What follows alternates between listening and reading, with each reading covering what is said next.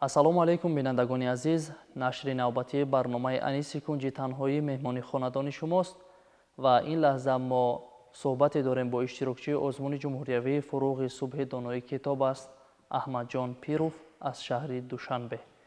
Аҳмадҷон салом. Ассалому алайкум. Шуморо ба барнома хушомадед мегӯем. Ташаккур.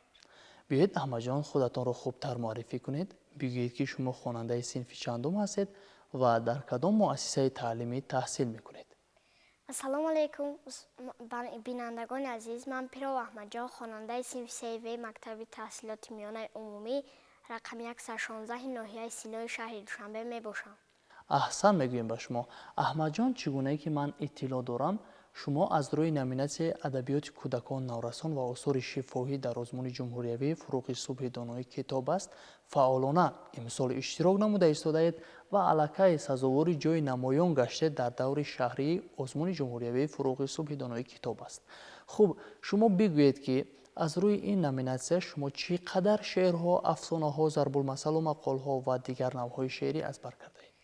Ман 250 дона шеър, 50 дона афсона, 50 ҳикоя ва 50 зарбулмасал, 50 тезгӯяк, 10 достон медонам. мо барномаро бо шеър оғоз кунем. чӣ хел аст? Майлаш. Ман мехоҳам шеър аз Садриддин Айнӣ қироат кунам. марҳамат. ро бояд нафрӯшед. ای قوت جسم و قوت جانم، آسایش جان ناتوانم، بشنو ز من این خجسته گفتار، مفروش زمین خویش زنهار.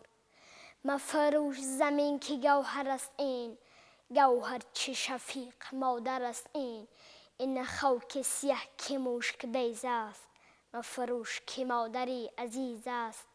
چون مادری مهربانی جانی، پرورده تو را به مهربانی. کس مادری مهربان فروشد، ابله باشد که آن فروشد. این خاک سیه بدین سیاهی، بخشد به تو نعمت الهی. هرچی خوری و هرچی نوشی، هر جای نشسته هرچی پوشی. روید ز زمین خاک پیکر، از مرحمت خدای اکبر. مفروش زمین که خور گردی، بیروزی و بیقرار گردی. аҳсан ба шумо аҳмадҷон.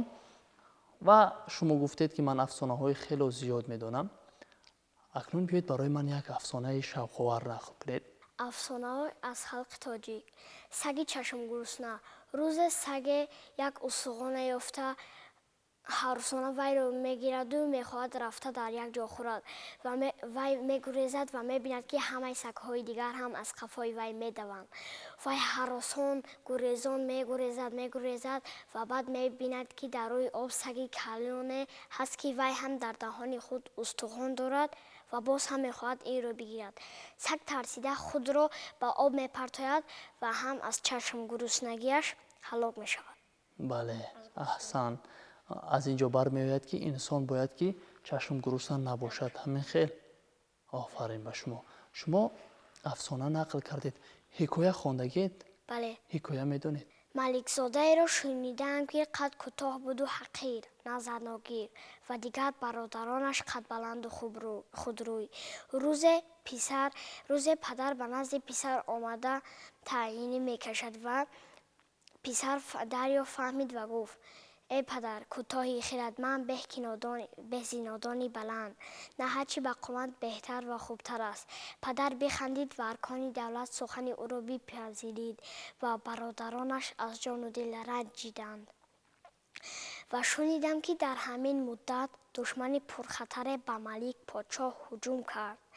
چون از دو طرف دشمنان با هم واخوردند، اولین کسی که اسب جهان این پسر بود و گفت: آن من باشم که روزی جنگ بینی پشت من، آن منم کندر میانی خاک و خون بینی سری. آنکه جنگ آورد به خونی خیش بازی میکند، روزی میدان وان که بگریزد به خونی لشکره. این را گفت و خود را بر لشکر انداخت و تن چند از مردان پرزور بکشت و به نزد پدر چون آمد زمین خدمت ببوسید و گفت: کوتاه خردمند به که نادانی بلند. پدرش وی را و همین وقت فهمیدن که دشمنان بسیار بشمار بودند و اینان اندک. جماعت از دشمنان آهنگ گریز کردند و آن پسر نعره زد و گفت این پسر نعره زد و گفت بکوشید تا جامعه زنان نپوشید. با این گپی پسر هم سوارگردان جرأتشان زیاد شد و با همین باز برگشتند و شنیدم که در آن مدت بر دشمن ظفر یافتند. پدر سر و چشم پسر را بوسید و وی را ولیعهد جانشین خود اعلام کرد. برادرانش از جان و دل رنجیدند و زهر در طعامش دوختند. روز پسر خواهرش فهمید و در غرفه را دریچه را با هم زد. پسر دریافت فهمید و از خوراک دست کشید و گفت محال است که دانشمندان بمیرند و به دانشمندان جای ایشان بگیرند و نادانان جای ایشان بگیرند. پدر را از این کار آگاهی دادند و برادرانش را به خود اعلان کرد، بخواند و آنها را دشنام داد و به هر یکی از قطعه خود کشور خود جا داد و گفت 10 درویش در گلیم بخفتند و 2 پادشاه در اقلیم نگنجیدند. آفرین، احسن. در حقیقت هم حکایه خیلی جالب و البته هر یک انسان باید که دانشمند باشد، با معرفت باشد. از این حکایه برمیآید که انسان دانشمند باید وی خانه سعی کند و در پیش همه بزرگ است. بله، همه احترامش میکنند. احسن میگویم با شما اینقدر حکایه رو خوب برای ما نقل کردید. از ایجادیات شاعران ادبیات کلاسیکی غزل میدونید؟ بله. از کدام شما؟ سعیدای نصفی. خب این لحظه بیاید برای ما امکان باشد قرائت کنید. مرغ بی بال و پر دیدم، دلم آمد به یاد. ناله جغز شنیدم، منزلم آمد به یاد. از فریب و وعده های او شده راضی به مرگ. شب همه شب دست و تیغ قاتلم آمد به یاد. در تلاشی بحر چون گرداب سرگردان شدم. حسرت لبه های خشکی ساحلم آمد به یاد. سر نزد از کشته زاری عمر من غیر از سپند. سوختم چون مزرعی بی حاصلم آمد به یاد. سیدا دیدم به خاک افتاده برگی لاله را. تیغ ناحق خورده سیدی بسملم آمد به یاد. آفرین، قرائت خیلی خوب. شما از غزل‌های دلاشوب ادبیات کلاسیکی علاقه قرائت خوب کردید و این لحظه بیاید برای تاجیکستان عزیزمان، برای وطن صلح آفرینمان یک شعر قرائت. شعر از میرسعید میرشکر. جان تاجیکستان فرزندت هستیم، در خدمتی تو کمر ببستیم.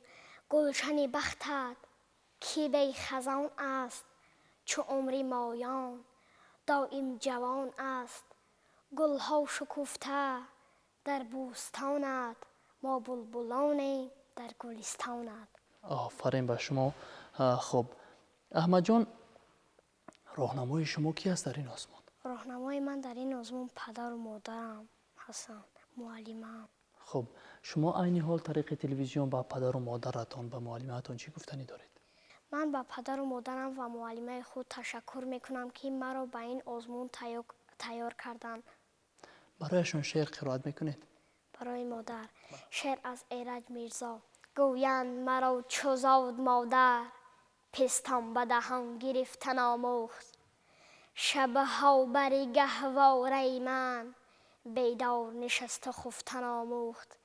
یک حرف و 2 حرف بر زبانم، الفاظ نهاد و گفتن آموخت. دستم بگرفت و پا به پا برد، تا شیوه راه رفتن آموخت. پس هستی من ز هستی اوست، تا هستم و هست دارمش دوست. آفرین. برای پدرتان چی؟ چه محبوبی چه جانانی پدر جان، گلی عشقی دل جانی پدر جان. به چشمی من ز هر چیزی که گویند، چه خوب از این به از آنی پدر جان. شفیق و دلپذیر و مهربانی، رفیقی نیک مردانی پدر جان. در این دوران تاریکی به دنیا، تو چون شمع فروزانی پدر جان. حبیبی مردمی از پا فتاده، طبیبی دردمندانی پدر جان. احسان به شما و ما برای پدر و مادرتان سپاس میگوییم برای تربیت درستتان. و شما گفتید که من زیاده از 10 داستان میدونم. این لحظه بیایید پارچه از داستان برای ما قرائت کنید. داستان از ابوالقاسم فردوسی از شاهنامه. مرحمت. رفتن ایرج نزد برادران. یکی نامه بنویس شاه زمین، به خاور خدای و به سالار چین. سر نامه کرد آفرین خدای، کجا هست و باشد همیشه بجای. چون این گفت که این نامه پندمند، به نزد دو خورشید گشته بلند. دو سنگ دو جنگ دو شاه زمین، یکی شاه خاور یکی شاه چین. از آن پس که هرگونه دید او جهان، شده آشکارا بر او بر نهان. گراینده تیغ و گرزیگران، فروزنده نامدار افسران. نماینده شب و روزی سپید، کشاینده جنگ بیم و امید. همه رنج ها گشته آسان بر اوی، بد او روشنی اندر آورده روی. نخواهم همه خویشتن را کلاه، نه آگنده جنگ و نه تخت و نگاه. سه فرزند را خواهم آرام و ناز، از آن پس که بردیم رنجی دراز. برادر کزو بود دلتان به درد، اگر چی ندید بر کسی بادی سرد. آفرین.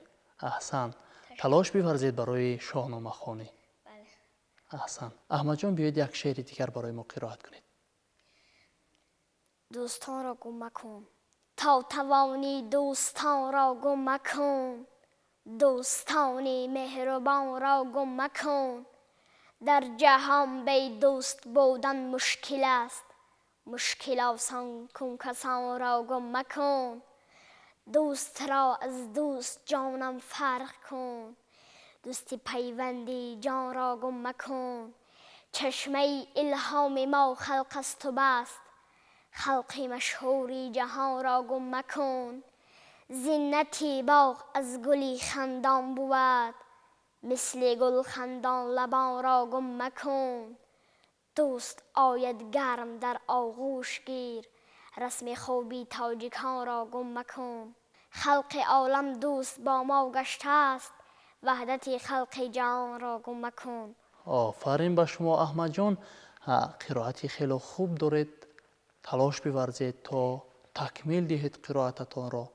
خب در فرجام به همه آن عزیزان، به همه آن نفرانی که ما و شما را تماشا کرده ایستادند چی گفتنی دارید؟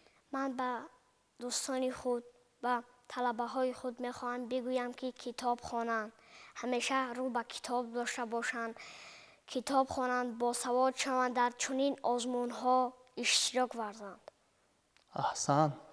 ما با شما تمنای موفقیت رو داریم. بگذار در دور نهایی آزمون جمهوریوی فروغ صبح دانای کتاب است، مقام و جایگاه سزاوار را صاحب گردید و شما بردباری تمنا دارم. تشکر. تماشابینان عزتمند یادرس می‌شویم که همصحبت ما بودند نورسی کتابخوان و کتاب دوست احمد جان پیروف، اشتراکچی آزمون جمهوریوی فروغ صبح دانای کتاب است. اکنون ما در اینجا میرسیم به فرجام برنامه. تا دیدار نوبتی، تنصیحت و پیروز باشید.